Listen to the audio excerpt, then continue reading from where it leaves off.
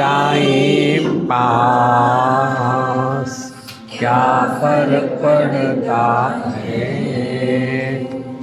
कोई दिक्कत नहीं, पता नहीं।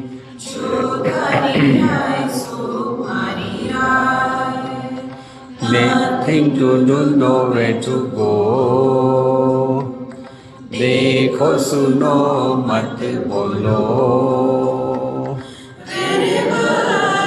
wherever whatever you are, be 100% Karnataka. किसी को आओ मत कहो, किसी को जाओ मत कहो, ना कुछ पाना ना कुछ खोना। Who asked you live at zero complete level, मौज में रहो, be happy।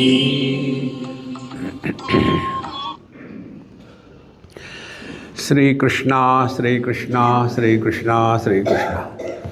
गुरुर्ब्रह्मा गुरुर्विष्णु गुरुर्देवो महेश्वरः, गुरु साक्षात् परं ब्रह्म, तस्मै श्री गुरवे नमः, तस्मै श्री गुरवे नमः।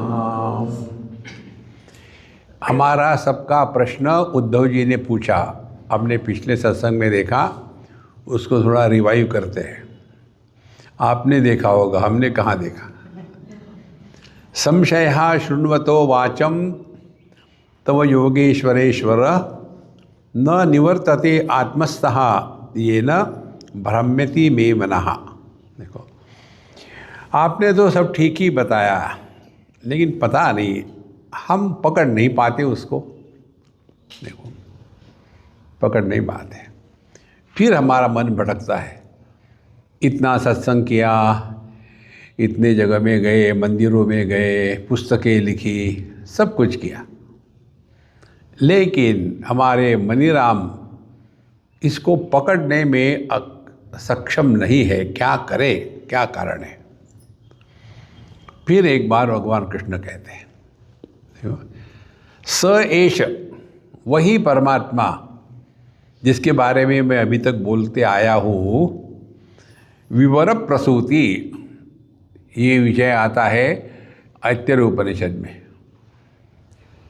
परमात्मा ने दुनिया निर्माण करी और उसके बाद खुश नहीं हुआ, कुछ तो भी कमी है, और फिर मनुष्य का देह निर्माण किया, और फिर मद्रुते, मेरे सिवा ये क्या करेंगे, पड़ा रहेगा, तो फिर मैं इसमें प्रवेश करता हूँ।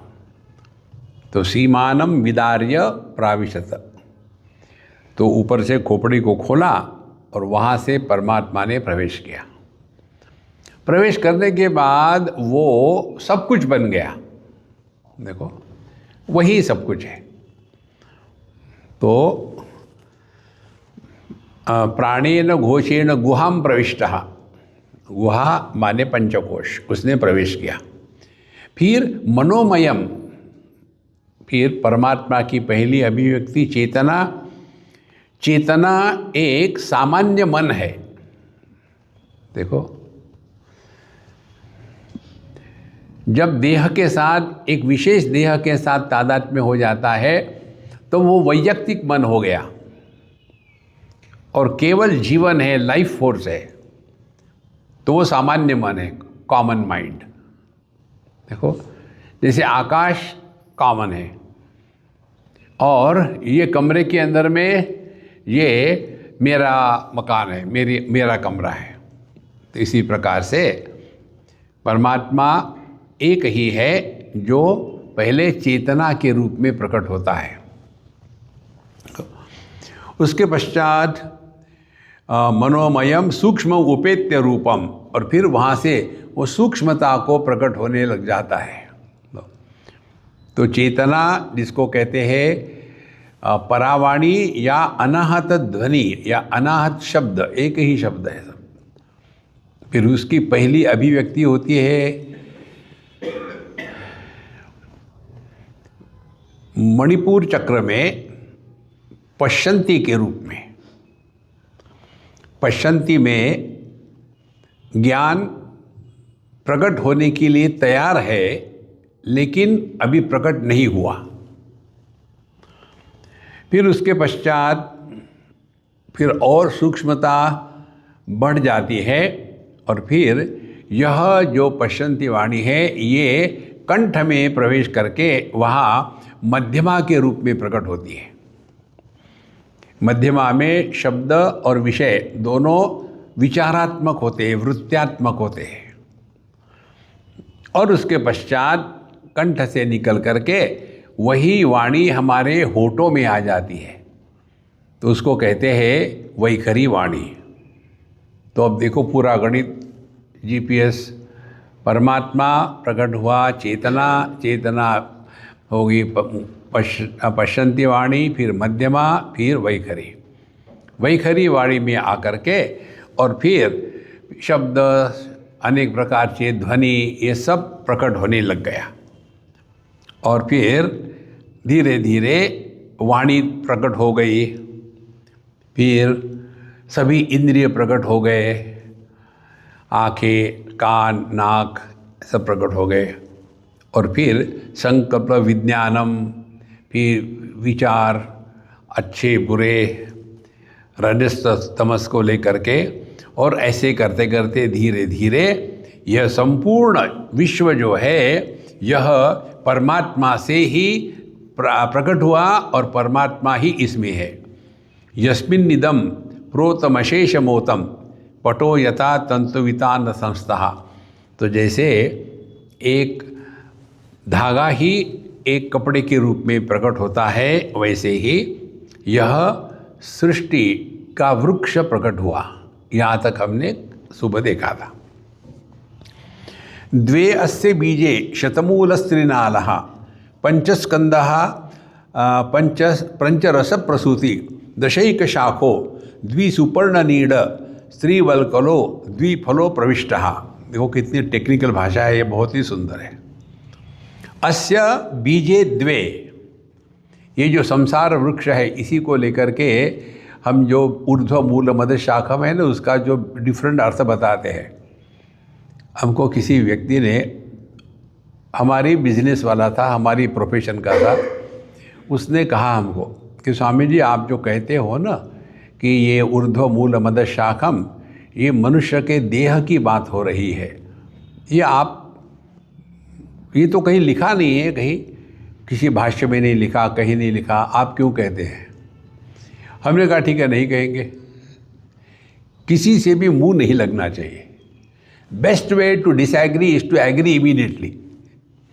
खामो खाम खुसर खुसर करने से कुछ नहीं होता। मूर्खों से सर नहीं ठोकना चाहिए। नहीं, आप हमको बताइए, आप टाल रहे हैं। हमने कहा देखो, हमको ये दुनिया को समझना है कि अपने को समझना है। चतुर्दश भुवने भूर्भुवः स्वहा महाजनः तपः सत्यम, और फिर नीचे जाओ, फिर 14 माले का मकान। देखो इसी में भटकते रहेंगे। अध्यात्म माने अपने पास लौट के आना। देखो, और भगवान क्या कहते? यस्तम वेद स वेदविद। जिसने उसको जाना उसी ने सब कुछ जाना है। तो हम परमात्मा को यदि अन्य के रूप में जानेंगे तो परमात्मा जड़ हो जाएगा, परिच्छिन्न हो जाएगा, और वो हमको डराएगा। परमात्मा की उपलब्धि केवल आत्म भाव से ही हो सकती है। अनात्म भाव से कल्पना है परमात्मा की। देखो, इसीलिए यह जो भव वृक्ष है, दुनिया का वृक्ष जो है, द्वे अस्य बीजे। अब ये जो वृक्ष है इसके 2 बीज है। देखो, एक है पाप और पुण्य, माने सत्कर्म दुष्कर्म, और शतमूल उसके हजारों वासनाएं, हजारों कल्पना है, इसका कोई अंत नहीं। और त्रिनाल, ये पूर्ण दुनिया जो है ये 3 गुणों का चक्कर है, त्रिनाल। फिर पंचस्कंदः, पर इसके 5 स्कंद है। पंच महाभूत है, पंचस्कंद, पंच रस प्रसूति। और ये 5 महाभूतों से पंचतत्व निकले, शब्द स्पर्श रूप रस गंध, ये इसके 5 रस है, रस प्रसूति। दशैक शाखो, और फिर इसके 10 इंद्रियां है, कर्मेंद्रिया और ज्ञानेंद्रिया मिला करके।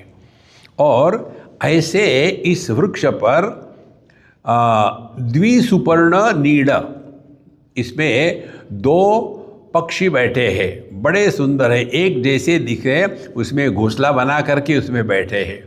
श्रीवल्कलहा, और फिर इसके 3 प्रकार के स्थान है रहने के, और इसकी खाल भी है, वो है कफ, पित्त और वात।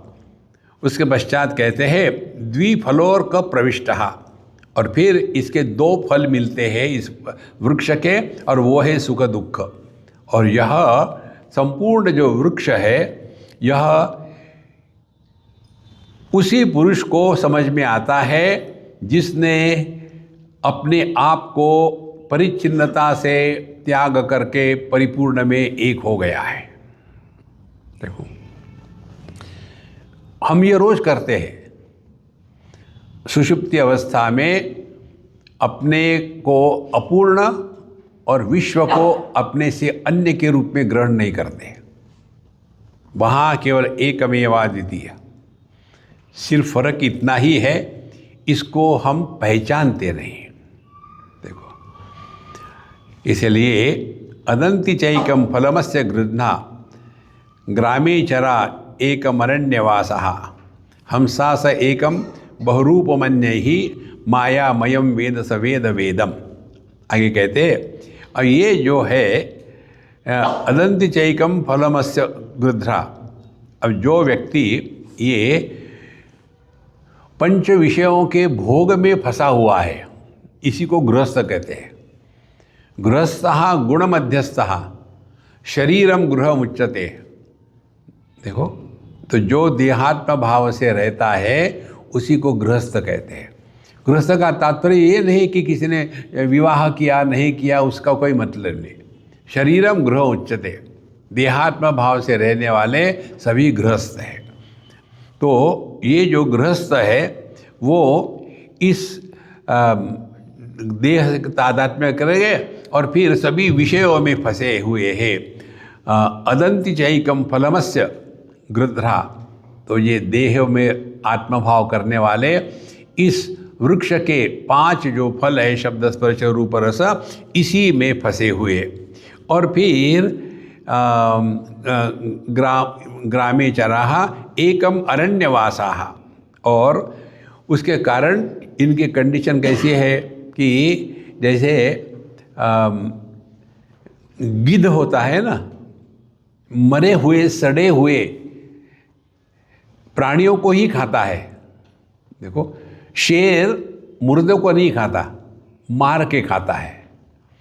और आप देखेंगे ये गिद्ध जो होते आकाश में ऊंचे उड़ेंगे, और वहाँ से उनकी दृष्टि कहाँ होगी, कहीं एक मरा पड़ा है क्या, मरा पड़ा है तो वहीं आके पड़ेंगे।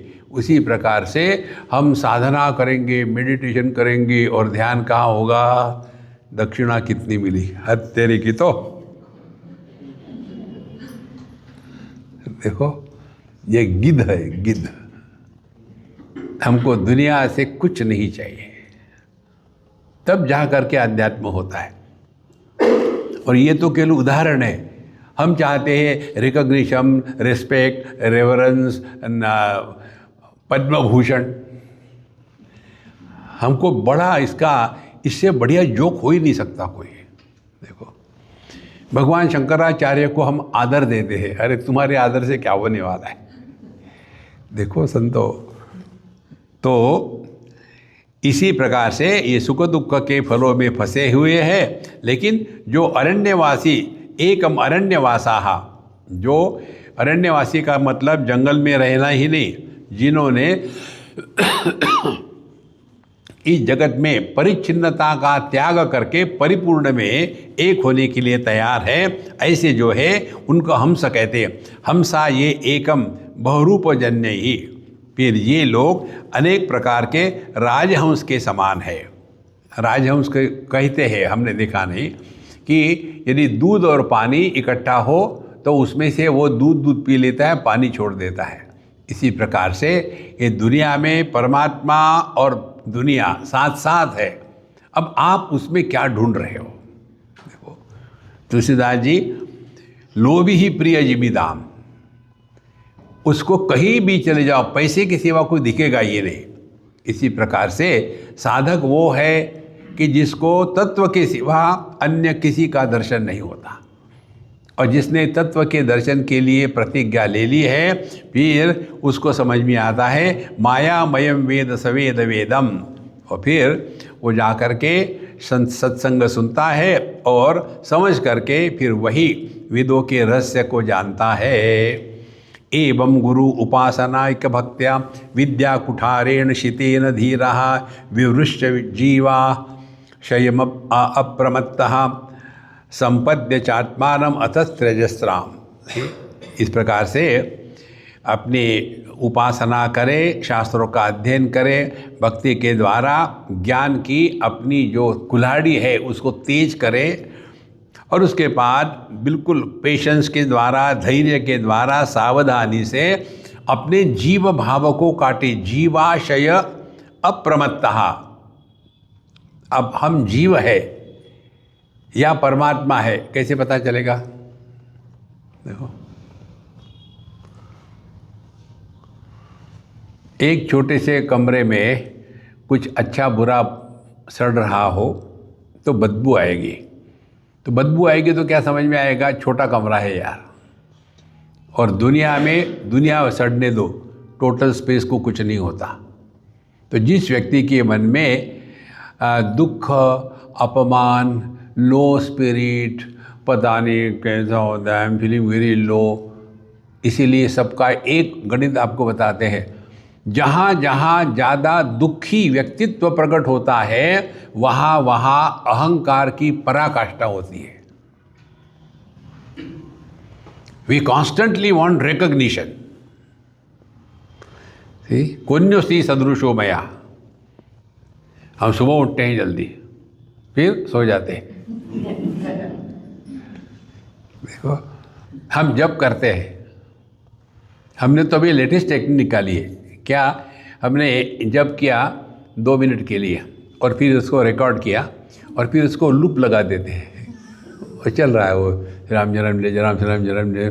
इतने बार आपने किया, हाँ, वो आपका टेप रिकॉर्डर चला जाएगा, तुम वही रहोगे। इसीलिए अपने जीव भाव को काटना है, माने do not demand recognition from anyone anywhere. इसको हमने दूसरे शब्दों में बताया है, व्यक्ति को निर्विशेष सत्ता, एक्स्ट्राऑर्डिनरी मत बनो। Drop everything extra including fat. देखो, जैसे शरीर का फैट कष्ट देता है, वैसे ही मन का जो फैट है उसी को अहंकार कहते हैं। देखो, लेकिन उस शरीर के फैट का एक फायदा है। क्या फायदा है? मरने के बाद कम लकड़ी लगती है जलने के लिए। देखो, क्योंकि बिल्ट इन फ्यूल है। ये मुझे एक सज्जन ने बताया था वाराणसी में, वो जो है ना मणिकर्णिका घाट, वहाँ कहीं भी प्रश्न, I think I attract questions. कितना समय लगता होगा इसको, नहीं मुझे नहीं मालूम यार, आई डोंट हैव। प्रश्न। फिर उसने बताया कि जो मोटे होते हैं ना वो जल्दी जल जाते हैं, उनको लकड़ी भी कम लगती है, और जो हड्डी वाले होते हैं वो लकड़ी भी खाते हैं, जल्दी जलती भी नहीं। तो उस दिन मैंने निर्णय ले लिया, अब मैं मोटा हो जाऊंगा। कम से कम मरने के बाद तो सुख मिले। देखो, तो विद्या कुठारेण शितेन धीरा विवृच्य जीवाशयम अप्रमत्तः संपद्य चात्मानम अथ त्यजस्राम। इस प्रकार से अपने इस जीव भाव को नष्ट कर दे और परमात्मा रूप हो करके सबको छोड़ दे। देखो, और सबसे बढ़िया बात मालूम है क्या है? हम रोज करते हैं, सोते हैं माने क्या करते हैं? केवल त्यागी नहीं कि अमृतत्व मानसु, लेकिन हमको त्याग करना ही कठिन होता है। हमने त्याग का त्याग कर दिया है। लो, इसलिए यदि हमको उद्धव जी की जैसा प्रश्न होता, नहीं हमने बहुत सत्संग सुना है, हम तो रोज आपका सत्संग सुनते हैं, हमारा फ़ोन भी टायर्ड हो गया आपकी आवाज़ सुन सुन के, लेकिन हम पर कोई फ़र्क ही नहीं पड़ रहा, हम जो कहते हो है। देखो, अब इसके पश्चात भगवान अपनी कहानी शुरू करते हैं 13वें अध्याय में। श्री भगवान उवाच सत्वं रजस्तमेति गुणा उद्देर्न चात्मनः सत्वेना अन्यतमो हन्यात् सत्वं सत्वेन चैव। ये 3 गुण हैं, सत्व रजस तमस, यही प्रकृति है, यही बुद्धि है। और ये 3 गुण जो है आत्मा के नहीं है, प्रकृति के हैं। देखो, इसको जिस दिन समझ में आएगा ना, बहुत फर्क पड़ जाता है अपने विचार करने की प्रक्रिया में। जैसे अग्नि और उसकी दाहिका शक्ति, हर चीज के ये 2 भाग होते हैं, एक शिव शक्ति, अग्नि जलाने की शक्ति, गन्ना मिठास। देखो, तो ये जो गन्ना है उसको डायबिटीज नहीं होता, अग्नि को गर्मी नहीं होती। देखो, तो ये जो शक्ति है परमात्मा की, इसका प्रभाव परमात्मा पर नहीं पड़ता। बिल्कुल सिंपल बात है। आंखों पर यदि मोटा चश्मा रखो तो भारी लगेगा, लेकिन आंखों के सामने कितने भी रूप रंग आ जाए भारी नहीं लगते, क्योंकि दृष्टि ये आंखों की शक्ति है, इसके द्वारा आंखें प्रभावित नहीं होती। इसीलिए ये जो सत्व रजस तमस है, ये प्रकृति के गुण हैं, अपने स्वरूप के नहीं है। और उसके बाद करना क्या है, ये एक गुण को यदि प्रकट करना है तो दूसरे 2 को दबाओ। देखो, जब सत्व प्रधान हो जाता है तो रजस तमस कम हो जाते हैं, जब रजस प्रधान हो जाता है तो सत्व तमस कम हो जाता है, और जब तमस प्रधान हो जाता है तो सत्व रजस कम हो जाता है। ये 3 गुणों का बैलेंस, देखो, जैसे कफवात और क्या है, पित्त, ये तीनों का बैलेंस यदि परफेक्ट रहे तो व्यक्ति जिस समय जो करणीय है वो ठीक से कर करके उसके बंधन में नहीं आएगा, क्योंकि उसकी प्रकृति अब नॉर्मल हो गई है। जीव का जन्म कब होता है? जब तमोगुण प्रधान प्रकृति है तब उसको जगत कहते हैं, जड़ प्रकृति। जब सत्वगुण प्रधान होता है तब उसको ईश्वर कहते हैं, और जब रजोगुण प्रधान होता है तब उसको जीव कहते हैं। इसीलिए प्रकृति माने जड़ जगत में कर्म का स्थान नहीं है, ईश्वर में भी कर्म का स्थान नहीं है। कर्म का स्थान होता है जहाँ रजोगुण का प्राधान्य है। इसीलिए भगवान कहते हैं कामेश क्रोधेश रजोगुण समुद्भवा। तो जो जो व्यक्ति रजोगुण प्रधान हो गए वो हमेशा कुछ ना कुछ करना है, शांत नहीं बैठ सकते। देखो, और जो तमोगुण प्रधान हो गए वो तो दिन भर रात भर एकदम मस्त पड़े रहेंगे, कुछ नहीं करना है। और जो सत्वगुण प्रधान हो गए उनका ध्यान सूक्ष्मता से अपने स्वरूप की तरफ रहेगा। देखो, तो ऐसे सत्वगुण प्रधान जो है वो जगत में कुछ करके सुख प्राप्त करने की कल्पना नहीं करते, बल्कि अपने माध्यम से आनंद को प्रकट करते हैं। इस प्रकार से ये 3 गुणों का ये चक्कर है। सत्वा धर्मो भवेत वृद्धात् पुंसो मद्भक्ति लक्षणः सात्विकोपासया सत्वम ततो धर्म प्रवर्तते। तो सत्वान धर्मो भवेत वृद्धात् पुंसः मद भक्ति लक्षण। जब सत्व गुण की प्रधानता होती है हमारे जीवन में, तब हम धार्मिक प्रवृत्ति के बनते हैं। देखो, और फिर आगे कहते हैं वृद्धान, अब ये धार्मिक प्रवृत्ति जब बढ़ जाती है तो पुंसा, तो व्यक्ति का मन भक्ति लक्षण, तब वो भगवान की भक्ति करने में सहज प्रवृत्त होता है। और सात्विक उपासया सत्वम, और जितनी हम सात्विक उपासना करेंगे, सत्व माने उतने हम अपने स्वरूप के पास रहेंगे। इसीलिए भगवान का भक्त जो है जगत में रहते हुए भी अनावश्यक इन्वॉल्वमेंट नहीं करता, उसका ध्यान प्रभु की तरफ है।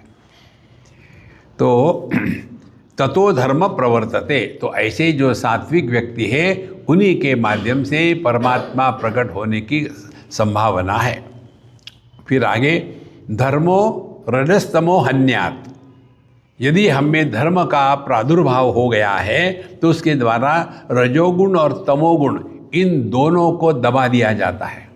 देखो, जैसे अभी ये पता नहीं ठीक है कि गलत उदाहरण है, 4:30 बजे सत्संग है, धर्म तमोगुण रजोगुण को यहाँ आकर के फिर वही देखो, तो यहाँ तो आना ही है ना, नहीं तो लोग क्या कहेंगे। तो धर्मो रजस्तमो हन्यात्, फिर सत्ववृद्धि अनुत्तमः, और उसके द्वारा जो हमारा सत्वगुण है ये बहुत बढ़ेगा।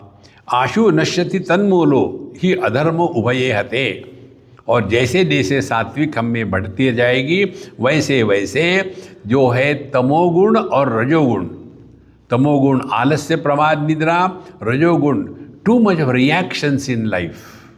देखो, इसका अभ्यास करना आवश्यक है। जगत में घूमो करो, लेकिन रिएक्शन नहीं, बल्कि सीखना है उससे, हर एक चीज़ से सीखना है।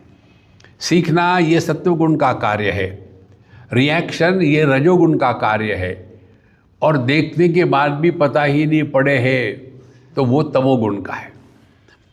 आगामो य प्रजादेशः काल कर्म च जन्म च ध्यानम मंत्रोथ संस्कारो दशेति गुण हेतवः। अब देखो, ये बहुत सुंदर बात है। शास्त्र, जल, लोग वहाँ के, देश, समय, कर्म, जन्म, ध्यान, मंत्र और संस्कार, ये 10 की 10 वस्तुएं सात्विक हो तो सत्वगुण की है, राजसिक हो तो रजोगुण की है, तामसिक हो तो तमोगुण की वृद्धि करते हैं।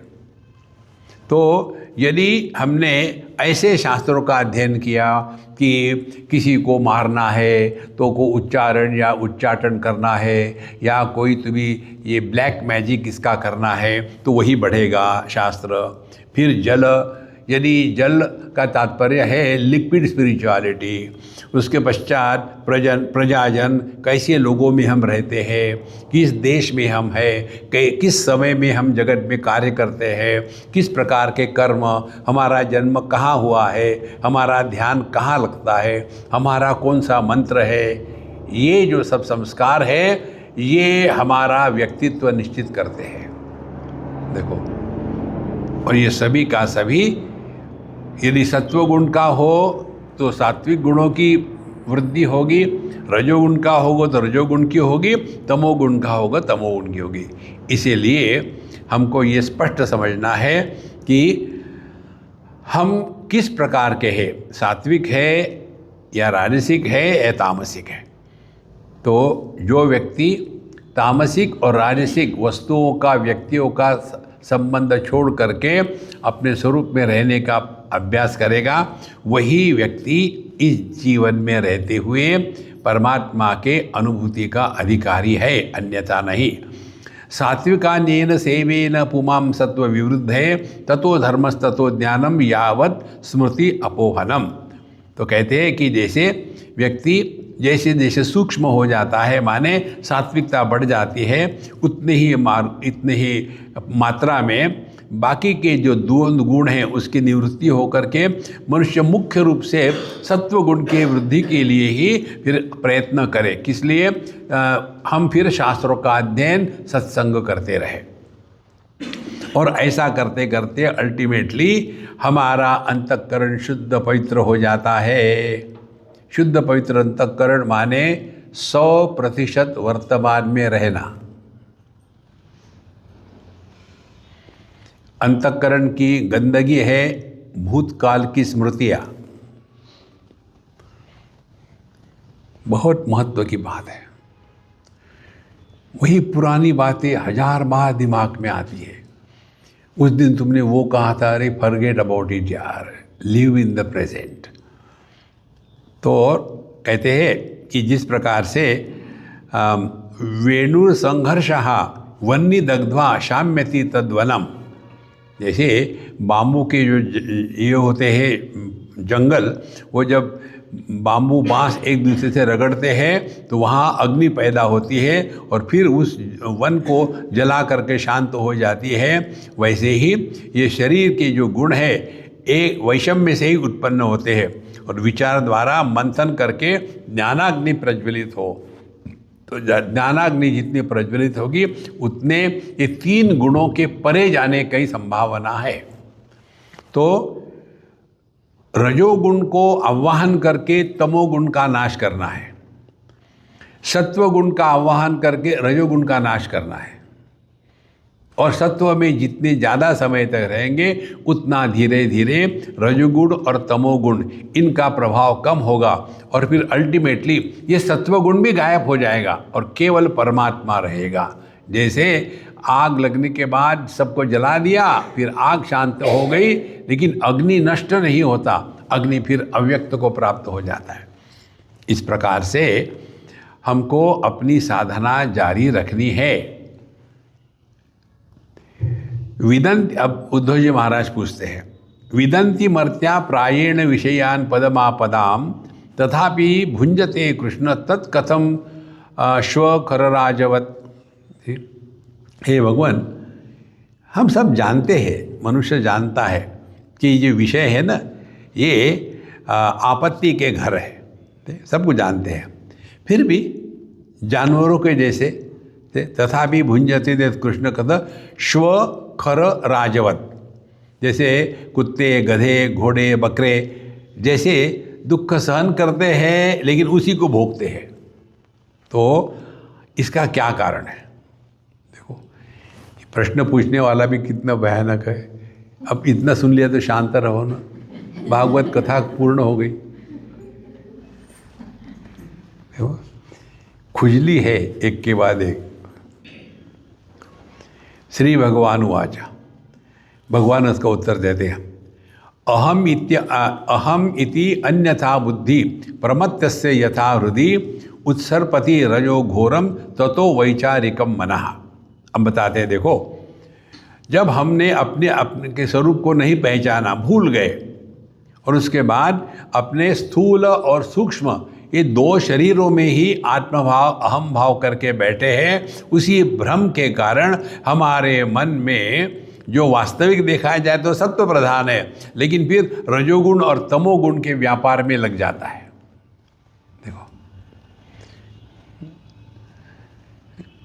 रजोगुण को इसलिए जागृत करना है कि तमोगुण से मुक्त हो जाए, लेकिन उसमें हम इतने फंस जाते हैं कि वही जीवन का लक्ष्य बन जाता है। ये करो, वो करो, ऐसा करो, वैसा करो, शांत नहीं रह सकते। केवल अभ्यास, पहला अभ्यास तमोगुण से हटना, जगत के विषय वस्तुओं को लेकर के सूखा कचरा इसको कम करना। फिर रजोगुण को कम करने के लिए जो गीला कचरा है उसको हटा देना, और जो कचरा रहित है शुद्ध सत्व उसी में अपने आप को हमको रखना है। उपसर्जति रजो घोरम ततो वैकारिकम मनः। जब तक कि ये रजस तत्व तमो का प्रभाव रहेगा तब तक के हम दुर्बुद्धि में रहेंगे और इसी चक्कर में फंसे रहेंगे।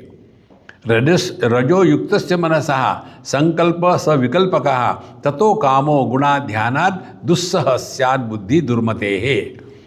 और जब रजोगुण का प्रभाव बढ़ जाता है देह के साथ और सूक्ष्म देह के साथ तादात्म्य होने के बाद रजोगुण का प्रभाव बढ़ गया तो मन में क्या है, संकल्प सविकल्पकः। देखो, इसके लिए हमने एक टेक्निक बताई है, ये एक्सपेरिमेंट करिए, हमने कई बार कराए हैं, ट्राई करो। विचारों को जन्म लेने के लिए संदर्भ की आवश्यकता है। आप पति पत्नी बनो और विचार करो, मन में, जोर से मत करना, बंद करो। अब माँ बाप बच्चे बनो और विचार करो, बंद। अब कुछ बनो मत, जस्ट बी और करो विचार।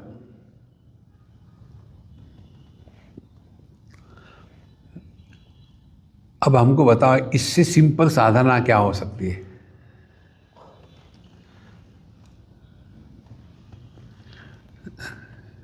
हम आपको कुछ मंत्र नहीं दे रहे, ये करो कुछ नहीं बता रहे, अपने आप देखो ना यार, कितना सिंपल है ये।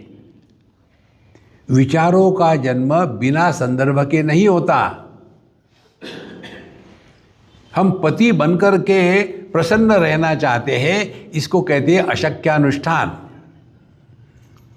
असंभव है। आपको खुश रहना है तो पति का नाटक करो, बनो मत पति। देखो, धीरे धीरे धीरे ये बात समझ में आने लग जाती है।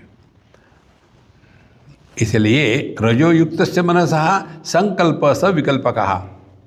फिर जो कल्पना शुरू होती है, वो हमारा दोस्त है, वो हमारा दोस्त दुश्मन है, उसने ऐसा किया। एक लड़की कहाँ की है, बम्बई की बात है, एक बार मुझे मिली, स्वामी जी मैं आपके घर आई हूँ, अब यहाँ से मैं नहीं जाऊँगी, मेरे प्रश्न के उत्तर दो। मुझे मालूम है आप मुझे कभी नहीं अपने घर बुलाते हैं और मेरे से गुस्सा करते हैं, तो मुझे ये बताइए आप मेरे से क्यों नाराज़ है, क्यों गुस्सा करते हो? हमने कहा मैं तुमको पहचानता तक नहीं, तो आप मेरे से गुस्सा नहीं करते? ऐसे I don't even recognise your presence. मुझे विचार ही करना है तो मैं परमात्मा का करूँ, मैं, तुम घटिया हो, तुम्हारा कौन विचार करेगा? ओह, मुझे लगा कि आप मेरे से गुस्सा करते। हमने कहा मैं गुस्सा करूंगा स्टैंडर्ड का। गुस्सा करना है भगवान से करो ना गुस्सा, जैसे हमारे कृष्ण ये कंस ने किया था, करो गुस्सा। गुस्सा करने से कुछ फायदा हो तब ना। देखो, ये हमारी ही मन की कल्पना होती है कि कोई हमसे प्रेम करता है, कोई हमसे गुस्सा करता है। दुनिया को करने के लिए बहुत अच्छी चीज़, हम किस खेत की मूली है, लेकिन कितना होता है व्यक्ति को। No, I think you are angry with me. अरे घटिया, ये अपने मन के खेल है, क्योंकि हम कुछ बन जाते हैं। जब बन जाते हैं तो रेफरेंस आ गया, रेफरेंस आ गया तो विचार शुरू हो गए। Cut down all the references. जब रेफरेंस को कट किया माने क्या, you stop becoming anybody and just be. देखो, इसीलिए रजोयुक्तस्य मनसः संकल्प सविकल्पकः ततः कामो गुणध्यानात् दुस्सहं स्यादि दुर्मतेः। और उसके संकल्प विकल्प के कारण फिर मन में काम शुरू हो जाते हैं, इच्छाएं, ये करना चाहिए, नहीं करना चाहिए, अच्छा है, ये बुरा है। पूरा जीवन उसी में खुसर खुसर खुसर खुसर चलते रहता है। अगले बार आप ट्राई करो, 1 मिनट के लिए आप एक भी अपने आप से मत बोलो, 1 मिनट के लिए।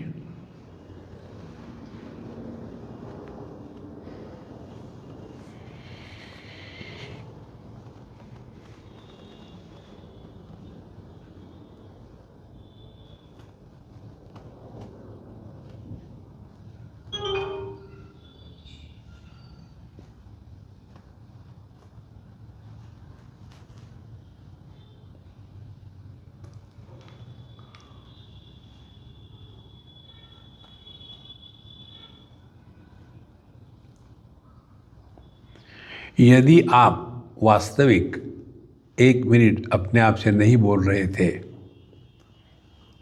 तो उस क्षण को कहते हैं परमात्मा का दर्शन। उस दर्शन के लिए आँखों की आवश्यकता नहीं है, कानों की आवश्यकता नहीं है। वो दर्शन कैसा है? जो प्रमाण निरपेक्ष अनुभूति है। परमात्मा का दर्शन अनुभवात्मक ही होता है। देखो,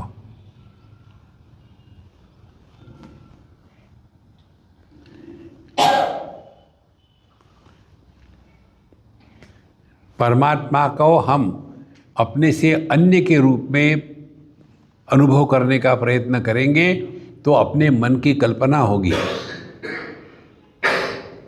देखो, सुवर्ण को आभूषणों से अलग करके पहचानने का प्रयत्न करेंगे तो आप कागज को देख रहे, वस्तु को नहीं देख रहे। इसीलिए जब रजोगुण का प्रभाव होता है तो संकल्प, विकल्प, कल्पना, somebody loves me, somebody doesn't love me, why people देखो, ततः कामः गुणध्यानात्, फिर मन में कामना आ जाती है। कामना आने के बाद फिर हमारे मन में उस वस्तु के बारे में अनेक गुणों की कल्पना होती है। देखो, किसी भी वस्तु के प्रति जो कामना होती है, इच्छा होती है, उसका स्वरूप क्या है? पहली बात, ये वस्तु उपलब्ध नहीं है मेरे लिए, लेकिन ये बहुत आवश्यक है, पहली बात। दूसरी बात, ये वस्तु सुख का साधन है। तीसरी बात, इस वस्तु के अभाव में मैं अपूर्ण हूँ। चौथी बात, इसीलिए ये न के न प्रकारेण मुझे ये वस्तु चाहिए ही चाहिए। ये जो सभी विचारों का पुंज है, इसको कहते हैं डिजायर या कामना। तो ततो काम गुण ध्यानात्, फिर हम उसके गुण की ध्यान करते हैं। देखो, वो लेटेस्ट आईफोन आया है और उसमें जो है ना ये है, उसमें भी फोल्ड आ गया है और इसमें से ये है और ट्रांसपेरेंट भी आ गया आजकल। बस उसी में घुसुर हो जाते हैं। मेरे पास जो फ़ोन आते हैं ना, इसी कारण आते हैं। जब भी जाता हूँ मैं यूएसए तो हमारे फ्रेंड है, वो निर्णय करते कि स्वामी जी ये आपका फ़ोन पूरा हो गया। हमने कहा यार पिछले साल तो तुमने दिया था। नहीं ये नया मॉडल आया है, फिर ये वो ले लेगा, दूसरा दे देगा। अरे हद हो गई। उसमें कितने सारे ऐप्स होते हैं, उसमें से हार्डली 3-4 ऐप से ज़्यादा कोई भी व्यक्ति उसका उपयोग नहीं करता, लेकिन उसे दुनिया भर के ऐप होते हैं। तो फिर उसका कहते मेरे पास ये अच्छा है। ततो कामः गुण ध्यानात् दुस्सह स्यात् दुर्मतेः। और एक बार ये कामना का प्रभाव बढ़ गया, दुस्सह, जब तक वो मिलेगा नहीं तब तक हम शांत नहीं होंगे। देखो, फिर करोति कामवशगः कर्माणि अविजितेन्द्रियः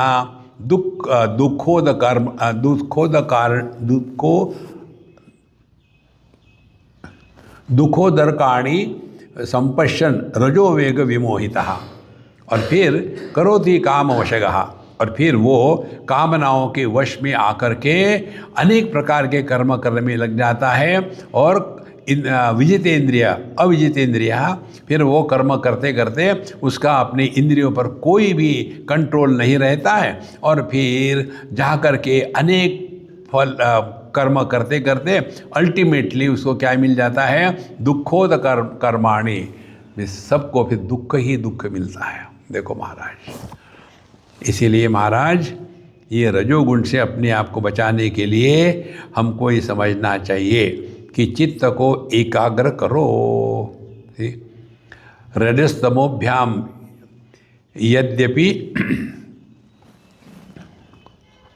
विद्वान विक्षिप्तधि पुनः अतंद्रितो मनो युंजन दोष दृष्टि न सज्जते। और उसके कारण फिर एक बार व्यक्ति ये रजस तमस के प्रभाव में आ गया है तो फिर वो शांत नहीं हो सकता और उसके विषय में आसक्ति बढ़ती ही जाती है। लेकिन यदि हमने इस विषयों में भोग में दोष दृष्टि को जागृत किया तो अपने आप हमारी ज्ञानेंद्रिय कर्मेंद्रिय का इनका प्रभाव हम पर कम होगा। इसीलिए अप्रमत्तो अनुयुंजित मनो मयि अर्पणि शनैहि अनिर्विण्णो यथा कालम जित श्वासो जितासनः। ये सब समझने के बाद साधक ने फिर क्या करना चाहिए? अपना जित श्वासः जितासनः, शांत बैठने का, रहने का अभ्यास करें कंटिन्यूसली। खुजर खुजर खुजर खुजर, आपने देखा होगा कई लोग शांत बैठ नहीं सकते, बैठेंगे ऐसे और ज़ोर ज़ोर से पैर हिलाते रहेंगे। कई बार फ्लाइट में देखते हैं हम, कोई बैठा होता है ज़ोर से हिलाते हैं, कहीं जल्दी पहुंचना है क्या? देखो, दे कांट कीप क्वाइट, माने वो उनका एकदम नेचर बन जाता है, स्वभाव बन जाता है। तो व्यक्ति को जितासनः, शांत बैठने का अभ्यास करें। देखो, उसके बाद जित श्वासः, जित श्वास का तात्पर्य है ज़्यादा एक्साइट ना हो किसी को लेकर के। देखो, श्वास कब बढ़ते हैं? जब हम बहुत ज़्यादा अपने कैपेसिटी से ज़्यादा कर्म करते हैं तब सांस बढ़ती है। तो जित श्वासः जितासनः। फिर ये होने के पश्चात अनिर्विण्णो यथा कालम, फिर धीरे धीरे हमने अपने आप को सावधानी से मन को मई अर्पित शनैहि, धीरे धीरे अपने मन को परमात्मा में लगा देना है। देखो, तो शांत होके बैठे हैं, अब ज़्यादा हुआ हो रही है, शांत बैठे हैं। अब बैठ करके देखो, भगवान का स्मरण करना माने दुनिया के स्मरण से मुक्त होना।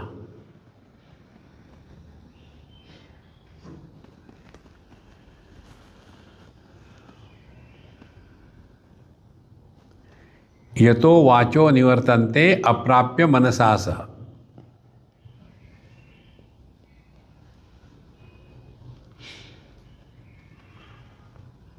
भगवान स्मरण का विषय नहीं है। देखो,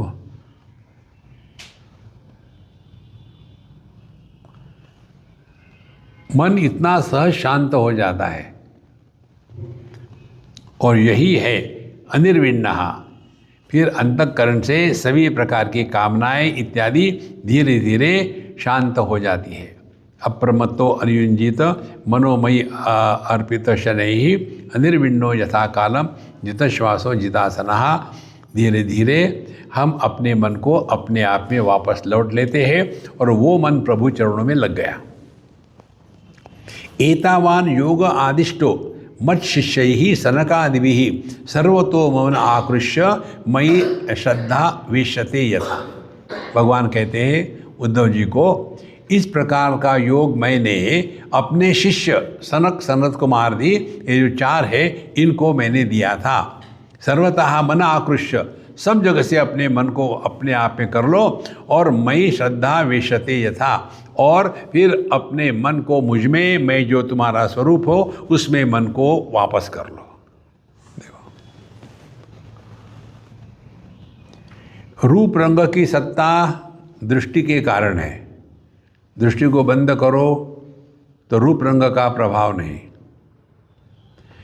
यदि गंध, दुर्गंध, सुगंध, इसकी सत्ता घ्राणेन्द्रिय पर है।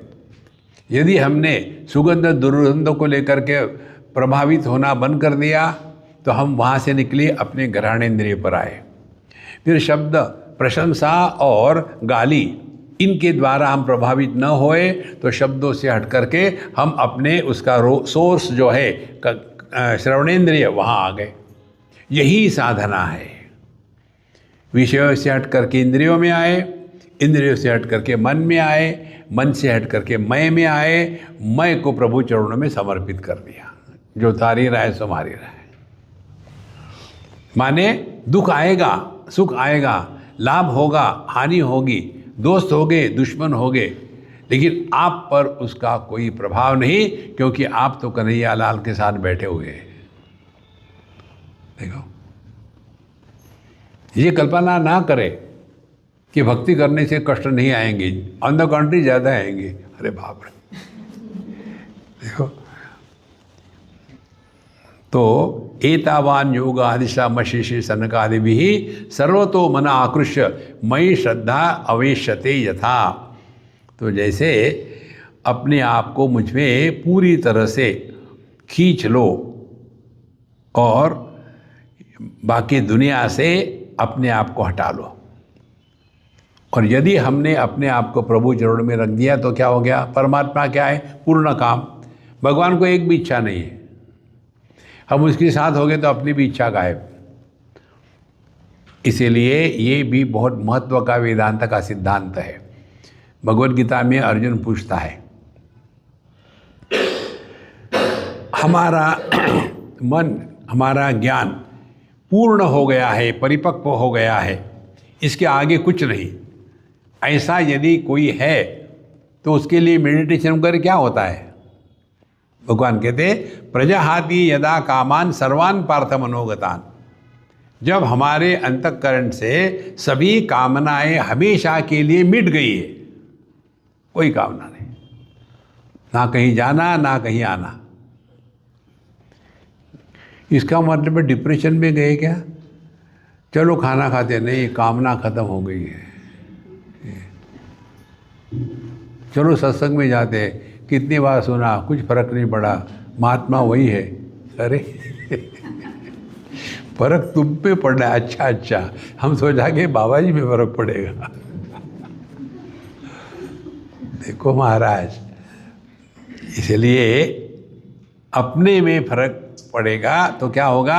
आत्मना तुष्टः।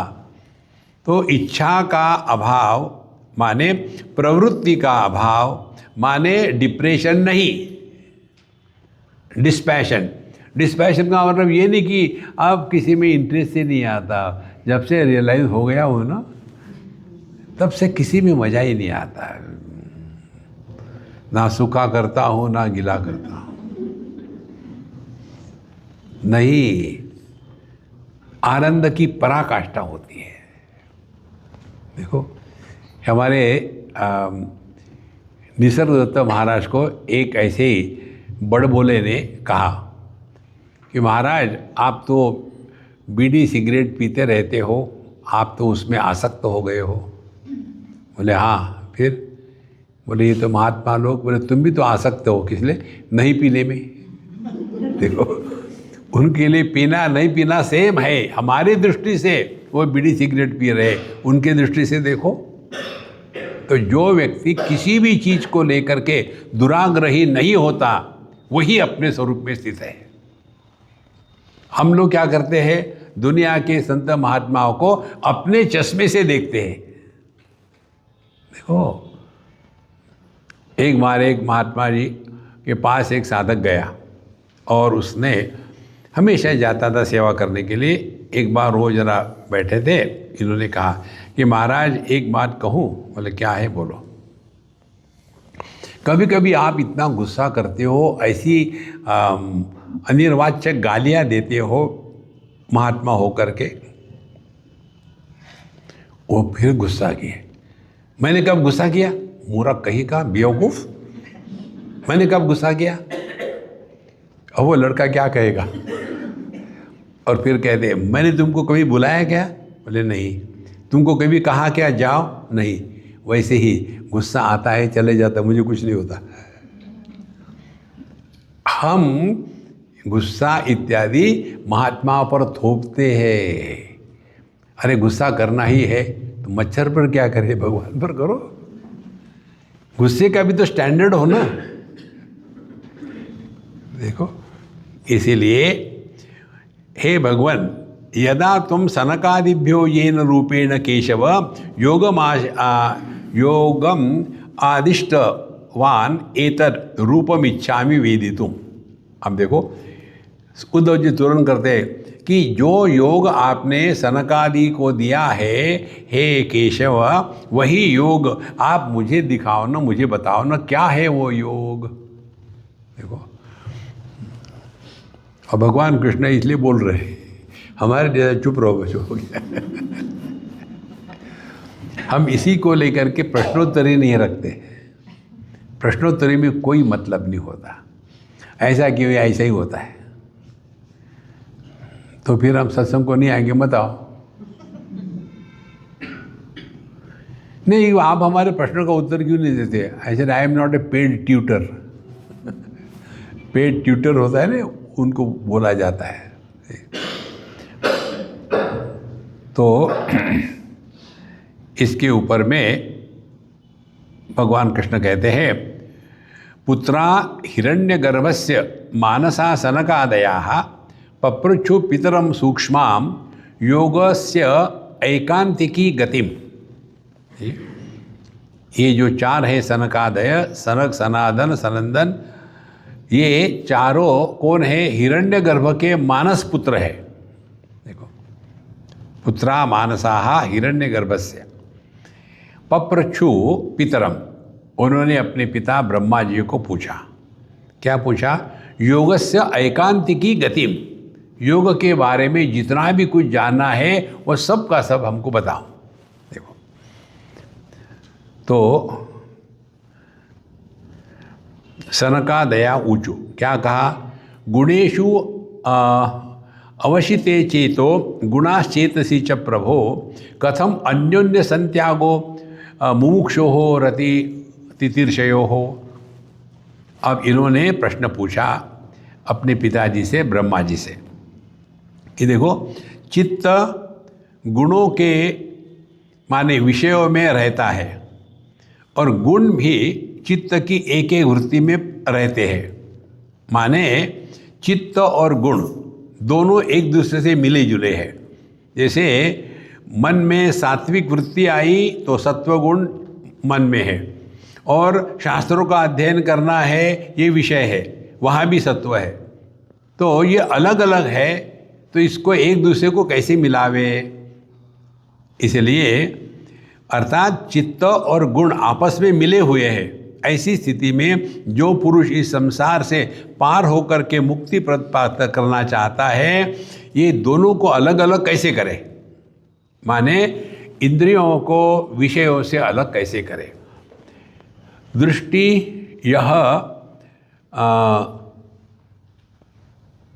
अग्नि की जो शक्ति है, रूप तन्मात्रा, उसके कारण है। तो यहाँ सत्वगुण है, और जो रूप रंग है वो भी सत्वगुण है, या तमोगुण है, या रजोगुण है। तो ये जो गुणेषु वर्तन्ते, देखो, तो ये एक दूसरे में काम कर रहे हैं, उनको अलग कैसा करें? ये उनका प्रश्न था। और जब तक वो अलग नहीं होंगे तब तक के मुक्ति हो ही नहीं सकती। इसीलिए हमको बताइए ये कैसे करें? अब भगवान कृष्ण बताते हैं। माने हमारी इंद्रिय सब काम करे लेकिन विषय हम पर प्रभाव न डाले, मन हमारा सचेत रहे लेकिन मन में काम, क्रोध, लोभ इत्यादि न आवे, बुद्धि हमारी ताजी रहे लेकिन बेवकूफ़ी ना हो। ये कैसे संभव है? ये उनका प्रश्न था। भगवान उवाच एवं पृष्टः महादेवः स्वयंभूर्भूत भावनः ध्यायमानः प्रश्न बीजम नाभ्यपद्यत कर्मधीः।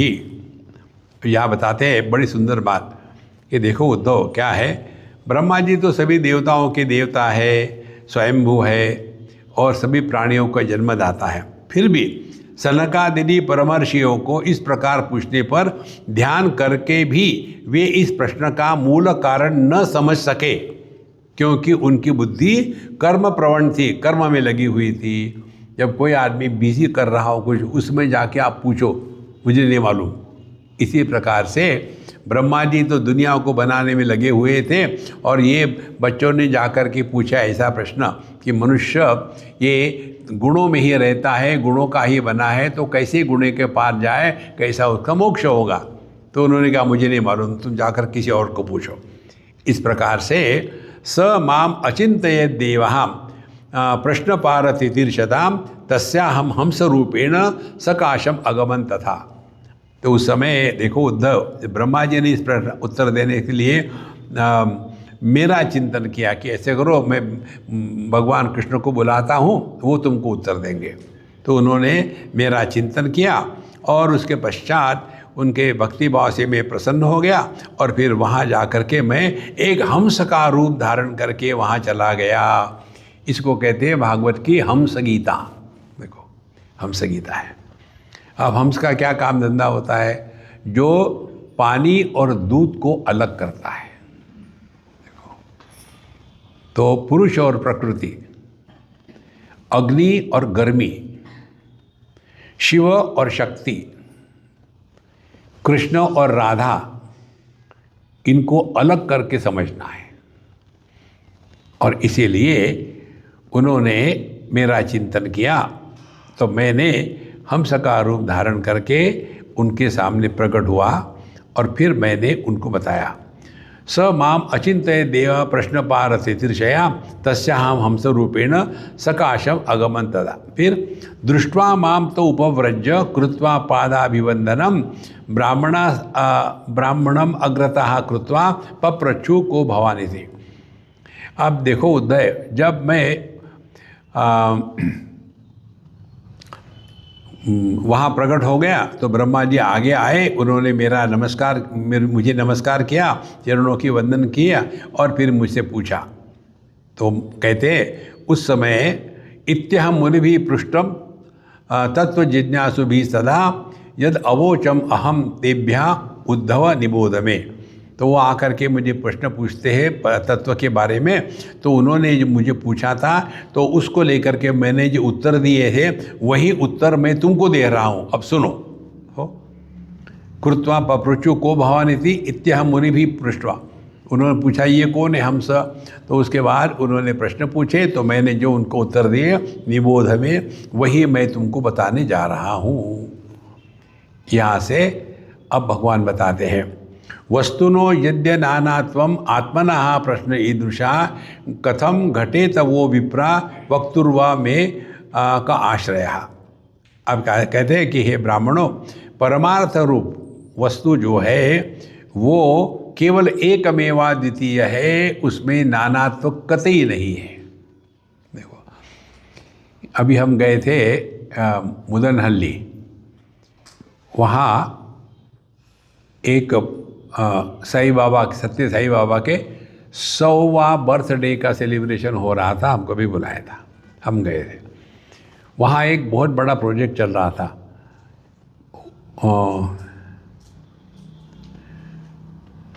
वन वर्ल्ड, क्या था वो, केवल एक ही है, ठीक। तो एक को ही उनको प्रतिष्ठित करना था। तो जब हमको बोला स्वामी जी आप कुछ बोलिए, तो हमने ये कहा था, वही आपको बता रहे हैं। जगत में एक ही है, पृथ्वी एक है, पानी एक है, अग्नि एक है, जल एक है, वायु एक है, आकाश एक है, जीवन एक है, काम क्रोध एक है, विकार एक है, अनेक है ही नहीं कहीं। ठीक, वन वर्ल्ड, एक ही है केवल। तो ये अनेकता हमने निर्माण करी है कुछ ना कुछ क्राइटेरिया लगा करके। तो पृथ्वी पर लाइनें खींची, हाँ ये भारतवर्ष है और ये चाइना है, ये तिब्बत है, ये भगवान की बनाई हुई नहीं है, वन वर्ल्ड। इसी प्रकार से यहाँ मैं तुमको एक पहली बात बताता हूँ, इत्यम श्रुति पृष्ठवा तत्व जिज्ञासु विस्तदा यद अवोचम। तो वस्तुतः यद्य नानात्वम आत्मनः प्रश्न ईदृशा कथम घटे तब वो विप्रा वक्तुर में का आश्रमा। तो उन्होंने बताया कि देखो मैं तुमको बिल्कुल विस्तार से बताता हूँ कि जो भेद दिखता है वो किसके कारण है और जो अभेद है वो क्या है। पंचात्मकेषु भूतेषु समानेषु च वस्तुतः को भवानिति व प्रश्नः वाचारम्भो हि अनर्थकः। देवता मनुष्य पशु पक्षी इतने भिन्न भिन्न पंच महाभूतों से जो शरीर बने हैं वे एक ही है, अभिन्न है, परमार्थ रूप से एक ही है। देखो बिल्कुल कितनी सिंपल बात है। कोई भी शरीर आप ले लो, ऐसे नहीं कि महात्माओं के शरीर में 2-4 महाभूत जरा ज़्यादा डाल देना महात्मा है, और कोई खराब होगा तो 1-2 कम कर देना, कोई फर्क नहीं पड़ता। नहीं, सेम। हमारी दृष्टि इस एक के तरफ यदि जाएगी ना तो जीवन में आमूलाग्र परिवर्तन आ जाता है। और वो यदि परिवर्तन आ गया है ना तो हमको ना कहीं जाना है ना कहीं आना है। Life is a time pass. सी सो पंचात्मकेषु भूतेषु समानेषु च वस्तुतः को भवानिति वहाँ प्रश्न वाचारंभो ही अनर्थकः। और इसीलिए प्रश्न पूछना ये कौन है, ये प्रश्न अनावश्यक है। क्यों? 5 महाभूतों का बना है। देखो का तात्पर्य क्या है? तात्पर्य ये है वाचारंभणो विकारो नामधेव मृत्तिका एव सत्यम। सब में वही मिट्टी है, उसके घट अनेक है, आकार अनेक है, रूप अनेक है, उपयोग अनेक है, लेकिन मिट्टी एक ही है। तो सिद्धांत क्या है कि इस जगत का उपादान कारण एक ही है, अभिन्न निमित्त उपादान कारण, ये हमको सिद्ध करना है। तो ये संपूर्ण विश्व का जो उपादान कारण है एक ही है। और इसीलिए अनर्थ कहा, ये कौन है क्या है, ये प्रश्न विचारना एकदम अनावश्यक है। मनसा वचसा दृष्टया गृह्यते अन्यैः इंद्रियैः अहमेव न मत्तोऽन्यत् इति बुद्धिव मंजसा।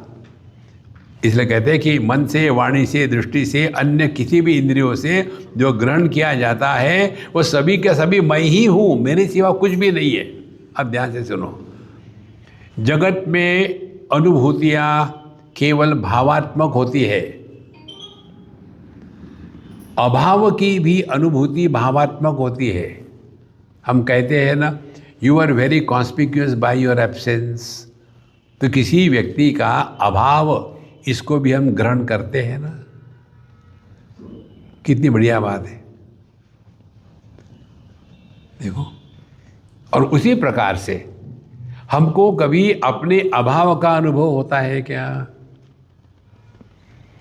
तो जो अभाव में भी होता है वो भाव अभाव के परे है। जैसे अभी शाम है, सुबह नहीं है, तो भाव अभाव, दोनों का प्रकाशक हम, भाव अभाव के परे है। और इसीलिए जो जो वस्तु हमको इंद्रिय मन बुद्धि से ग्रहण होती है वो सब का सब केवल मैं ही हूँ, एक ही तत्व है। इंद्रियों विषयों को हटा दिया तो इंद्रियों को नुकसान नहीं, इंद्रियों को बंद कर दिया तो मन को नुकसान नहीं, मन को सुला दिया तो मैं को नुकसान नहीं, मैं गायब हो गया सुषुप्ति में तो भी नुकसान नहीं, हम ज्यों के त्यों हैं। देखो, उपाधि के माध्यम से प्रकट होते हुए भी औपाधिक विकारों से प्रभावित नहीं होना, यह आध्यात्मिक साधना है। गुणेषु आविशते चेतो गुणाश्चेतसी च प्रजा जीवस्य देह उभयम गुणाश्चेतो मदात्मना। अब यहाँ कहते हैं कि देखो, ये जितना चित्त या चिंतन करते रहते हैं ना, उस प्रकार से हमारा मन हो जाता है। जैसा विषय वैसे मन का आकार होता है। और विषय चित्त में प्रवेश करता है, ये तो बात ठीक है, लेकिन विषय और चित्त ये दो है कि एक ही है? देखो, माने आभूषण और सुवर्ण ये दो है कि एक ही है? एक ही तत्व को हमने दो प्रकार से कहा है। विषय की सत्ता इंद्रिय है, और इंद्रिय जब विषय नहीं होगा तो इंद्रियों का काम ही नहीं। इसीलिए जो आत्म भाव से है उसको इंद्रिय कहते हैं, जो अनात्म भाव का है उसको विषय कहते हैं। असल में एक ही है, अन्य नहीं है। इसीलिए कहते हैं कि विषय चित्त दोनों मेरे ही जीव के, मेरे ही उपाधि है, अर्थात आत्मा का चित्त विषय से संबंध में कोई नहीं है, यही अपना स्वरूप है महाराज। तो चाहे विषय रहे ना रहे, हमारा मन रहे ना रहे, हम ज्यों के त्यों हैं, क्योंकि ये सभी विषय और चित्त ये सब गुणों के ही है। गुणेषु च आविश चित्तम अभीष्णम गुण सेवया गुणाश्च चित्त प्रभवा मद्रूपो उभयम त्यजेत। आगे कहते कि इसलिए बार बार विषयों का सेवन करते रहने से विषय के बारे में चित्त आसक्त हो जाता है, और फिर विषय भी चित्त में प्रविष्ट हो जाते हैं। इन दोनों का अपने वास्तविकता से माने मुझ अभिन्न परमात्मा से साक्षात्कार करके त्याग देना चाहिए। माने क्या? विषय भाव, इंद्रिय भाव, भाव भाव को मिला तो क्या मिला? कुछ नहीं मिला। इस प्रकार से पहले विषयों का त्याग कर दे, विरज्य विषय व्राता दोष दृष्टया मुमुर्मुः, और फिर इंद्रियों की गुलामी बंद कर दे। तो यही दो साधना उन्होंने ये सनकादियों को बताई कि पहले विषय के प्रति हमारे मन में जो आकर्षण है उसको हमको कम करना है। दूसरी बात है अपने इंद्रियों पर नियंत्रण लाना है। ये दोनों को करने से फिर हम अपने स्वरूप में वापस लौट के आ जाते हैं। इसलिए गुणेषु चाविशत भीक्ष्ण गुण सेवया गुणाश्च चित्त प्रभवा मद्रूपम उभयम त्यजेत। तो इसीलिए विषयों का सेवन करते करते करते करते हमारा मन बुद्धि चित्त है ये विषय में इतना आसक्त हो जाता है कि वो विषय उसके चित्त में मानो प्रवेश कर गए। अब वास्तविक देखा जाए ये दोनों की सत्ता केवल एक ही तत्व के कारण है। विषय भी और विषय को ग्रहण करने वाले इंद्रिय और मन ये भी एक ही तत्व की अभिव्यक्ति है। और इसीलिए जितना हमारा ध्यान इस एक के तरफ जाएगा उतना हम ये जगत में रहते हुए भी अपने आप से दूर नहीं होंगे। यही आध्यात्मिक साधना है और यही योगाभ्यास है। योगाभ्यास का तात्पर्य केवल शरीर को ट्विस्ट नहीं करना, समझना, चिंतन करना। भगवान कहते गुणा गुणेषु वर्तन्त इति मत्वा न सज्जते। ज्ञानी लोग कौन है? वो जानते हैं सत्वगुण का कार्य इंद्रिय है, ज्ञानेंद्रिय, और तमोगुण का कार्य वो विषय है। तो जब आंखें रूप रंग को देखती है तो सत्वगुण जो है वो तमोगुण को देख रहा है।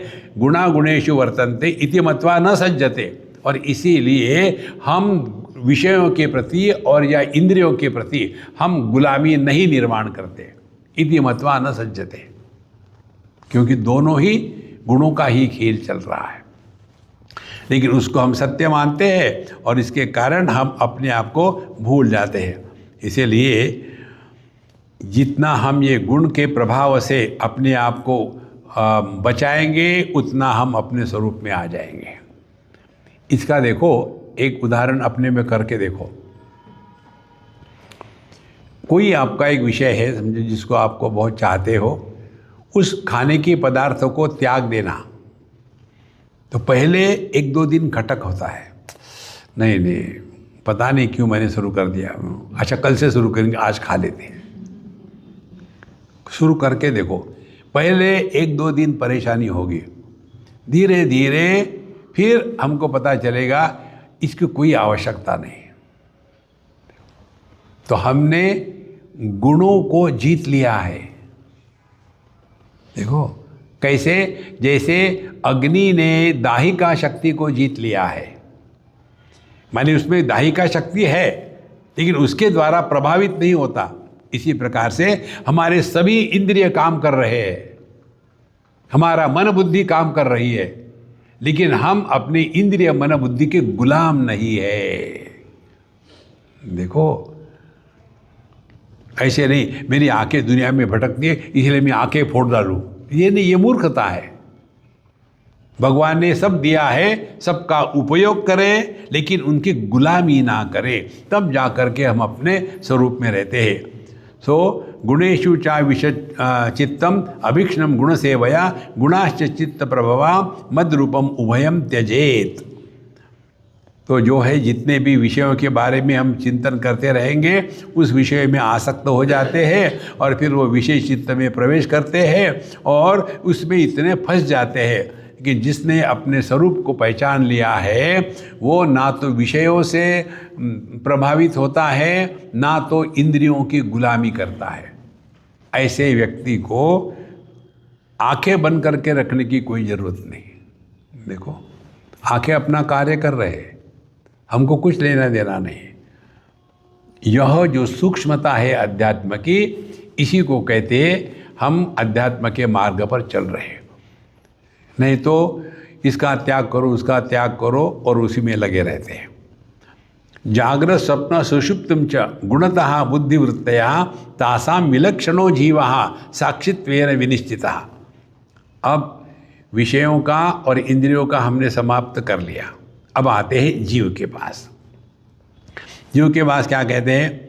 जागृत स्वप्न सुषुप्तम च गुणतः बुद्धिवृत्तया। जागृत स्वप्न सुषुप्ति समाधि, ये 4 अनुभव होते हैं ना, किसके है ये? जागृत अवस्था बुद्धि प्रधान है, जिसमें लॉजिक रीजन का महत्व है, जागृत अवस्था। स्वप्नावस्था मन प्रधान है, कैओटिक। स्वप्न में कुछ भी दिख सकता है, कोई लॉजिक नहीं, रीजन नहीं। देखो, मैं परीक्षा में पास हो गया, जो जिंदगी में फेल हुआ है वहाँ पास हो गया, कैसे संभव है? सपने में, फिर ठीक है, कोई लॉजिक नहीं वहाँ। और जो सुषुप्ति अवस्था है, नींद, ये अहंकार प्रधान है। अब अहंकार माने ईगो नहीं है, अहंकार तत्व है, मन बुद्धि चित्त अहंकार। अहंकार क्या है? अहंकार माने जैसे चुंबक में, मैग्नेट में एक चुंबकीय शक्ति होती है, उसके कारण वो अगल बगल में जो लोहे के टुकड़े हैं उनको पकड़ के रखता है। इसी प्रकार से आपने देखा होगा ना, बड़े बड़े कंटेनरों को उठा करके रखते हैं इसमें, तो वहाँ उसके ऊपर में एक लोहा रख देते हैं, उसमें इलेक्ट्रिक डाल करके मैग्नेटिक पावर इन्वोक करते हैं, इतने बड़े उसको उठा करके रख दिया, फिर स्विच ऑफ कर दिया तो वहीं रह गया। इसी प्रकार से अहंकार वो मैग्नेट है कि जिसके कारण ये पंच महाभूत अलग अलग नहीं होते, इकट्ठे रहते हैं। नहीं तो सो गए और सब पंच महाभूत चले गए, अभी भी सो गया तो कहाँ गया यार? तो किसके कारण? हमारे दिमाग में ऐसे प्रश्न आते हैं कि आदमी जब सोता है तो ये शरीर को कौन रखता है, कहाँ से रखता है? तब हमको पता चला ये जो मन बुद्धि चित्त अहंकार है ना, अहंकार वह मैग्नेटिक पावर है जिसके कारण हमारा देह के साथ संबंध नहीं, शून्य संबंध है, फिर भी देह एकदम विलग नहीं हो जाता, ज्यों का त्यों रहता है। उस शक्ति को कहते हैं अहंकार। 7वें अध्याय में भगवान कहते हैं, भूमि रापो नलो वायु खम मनो बुद्धि रेवच अहंकार इति यम्मे भिन्ना प्रकृति अष्टधा। ये जो अष्टधा प्रकृति है, इसमें अहंकार जो है, उसके कारण ये पंच महाभूत अलग अलग नहीं होते। और इसी को हमने कहा कि ये जो चेतना है, यही चेतना को मन कहते हैं। और इसी के कारण रात्रि जब हम सोते हैं तो उस समय में हमारे जितने भी शरीर के फंक्शन है वो चलते रहते हैं, हमको कुछ करना नहीं पड़ता। डट के खाया और सुबह उठे तो पूरा डाइजेशन हो गया, तो हमने क्या किया? ये तो प्रकृति में हो रहा है। तो मन बुद्धि चित्त, तो सुषुप्ति अवस्था अहंकार प्रधान है और समाधि चित्त प्रधान है। चित्त माने क्या? चित्त माने हमारा मेमोरी स्टॉक। तो ये 4 जो ज्ञान के भाग है, उसके अनुसार हमारी 4 अनुभूतियाँ होती है। और ये चारों का जो आधार है, मत्तः स्मृति स्वप्न, ज्ञानम जागृत, अपोहनम सुषुप्ति, चकारात समाधि, मत्तः स्मृति ज्ञानम अपोहनंच। और इसीलिए वेदैश्चर्य सर्वै अहमेव वेद्यः। तो जानने योग्य कुछ यदि है, इसको जानो, बाकी कोई जानने की आवश्यकता नहीं। जागृत स्वप्न सुषुप्तम च गुणतः वृत्ति बुद्धिवृत्तया। तो यहाँ भी चकारात समाधि ले ले। जागृत स्वप्न सुषुप्ति और समाधि ये गुण है, गुणों के अनुसार है। तो तासाम विलक्षणः जीवः। जीव क्या है? जीव इन सब से अलग है। अलग कैसा है? आप ध्यान से सुनना। ये जीव को जिस दिन आप समझ लोगे ना, तो आपने अध्यात्म में बहुत बड़ी छलांग मारी है। देखो, पहले आपके सिंपल उदाहरण से बताते हैं। आदमी परमात्मा है, ब्रह्म है, पति जीव है। देखो, आदमी होता है, पति बनता है। आदमी सुखी है, पति दुखी है। देखो, आदमी का जन्म माँ बाप से होता है, पति का जन्म पत्नी से होता है। देखो, और जब डाइवोर्स हो जाता है तो पति मरता है, लेकिन उसका श्राद्ध नहीं होता। लो, कारण क्या है? ये जो पति है न होते हुए भी है और होते हुए भी नहीं है। केवल वेदांत में इसकी परिभाषा दी है। तो ब्रह्म परमात्मा जब प्रकृति के माध्यम से प्रकट होता है तब उसको जीव कहते हैं। देखो, तो ये एक सामान्य प्रकाश जो है, सामान्य सत्ता, वो परमात्मा है, और जो सविशेष सत्ता है वो जीव है। तो परमात्मा, अंतःकरण में परमात्मा का प्रतिबिंब, तो तीन बातें हो गई। परमात्मा, अंतःकरण और अंतःकरण में परमात्मा का प्रतिबिंब, ये तीनों को मिला करके जीव होता है। इसीलिए सुषुप्ति अवस्था में कुछ भी करो तो पाप पुण्य का निर्माण नहीं होता, क्योंकि वहां मैं कर रहा हूं ये भाव नहीं है। देखो, इसीलिए जागृत स्वप्न सुषुप्तम च गुणतः बुद्धिवृत्तया, तो वही तत्व शुद्ध चैतन्य जब जागृत माने बुद्धि से प्रकट होता है तब उसको जागृत पुरुष कहते हैं। वही तत्व जब मन से प्रकट होता है तब उसको स्वप्न पुरुष कहते हैं। तो तत्व एक ही है, चार उपाधि के कारण उसको जागृत स्वप्न सुषुप्त समाधिस्थ पुरुष कहते हैं, और उनकी कोई सत्ता नहीं है। देखो, दे आर म्यूचुअली एक्सक्लूसिव। जागृत है तो स्वप्न नहीं, स्वप्न है तो सुषुप्ति नहीं, सुषुप्ति है तो जागृत स्वप्न नहीं, समाधि है तो तीनों भी नहीं। लेकिन इन सब के होने न होने में उसका जो एक आधार है वह ज्यों का त्यों है, वो अपना स्वरूप है। इसीलिए जागृत स्वप्न सुषुप्तम च गुणतः वृत्ति भेदया, ये गुणों के कारण उनमें भेद आता है। तासाम विलक्षणो जीवहा, तो यह जीव कौन हो गया? आप ध्यान से सुनना। जीव क्या हो गया? जीव सब में प्रकट होने वाला। तो आदमी जब अपने पिताजी में प्रकट होता है तब उसको पुत्र कहते हैं, वही आदमी पत्नी में प्रकट होता है तब उसको पति कहते हैं, इत्यादि। इसी प्रकार से एक ही परमात्मा तत्व भिन्न भिन्न रूप से प्रकट होता है, वो सब को जीव ही कहते हैं। इसीलिए जीव यह अभिव्यक्ति है, ये व्यक्ति नहीं है। तात्पर्य क्या निकला? पर हेड वन जीवा इज रॉन्ग। देखो, बल्ब अनेक है, प्रकाश एक है, शरीर अनेक है, लाइफ एक है। कितनी सिंपल बात है। लेकिन लाइफ होने के पश्चात जीवन एक है, लेकिन जीवन का न काट दिया हमने, फिर जीव बन गया। ये तू मैं तू, संसार शुरू हो गया। इसीलिए महाराज जो भेद दृष्टि का प्रतिपादन और समर्थन करते हैं वो अज्ञान के क्षेत्र में है। तासाम विलक्षणो जीवः साक्षित्वेन विनिश्चितः। तो असल में देखा जाए तो यह जीव जो है वो न होते हुए भी उपयोगी है, इसीलिए उसको लेकर के सीरियस होने की बात नहीं। अहंकार कृतम बंधम आत्मना अर्थ विपर्ययम विद्वान निर्विद्य संसार चिंताम तुर्ये स्थितम त्यजेत। अब ये जीव किस प्रकार से अपने आप को मुक्त करे, परमात्मा में स्थित हो जाए, ये विषय हम कल लेंगे। ओम पूर्णमदः पूर्णमिदं पूर्णात् पूर्णमुदच्यते पूर्णस्य पूर्णमादाय पूर्णमेवावशिष्यते। ओम शांति शांति शांति। हरि ओम। श्री गुरुभ्यो नमः। हरि ओम।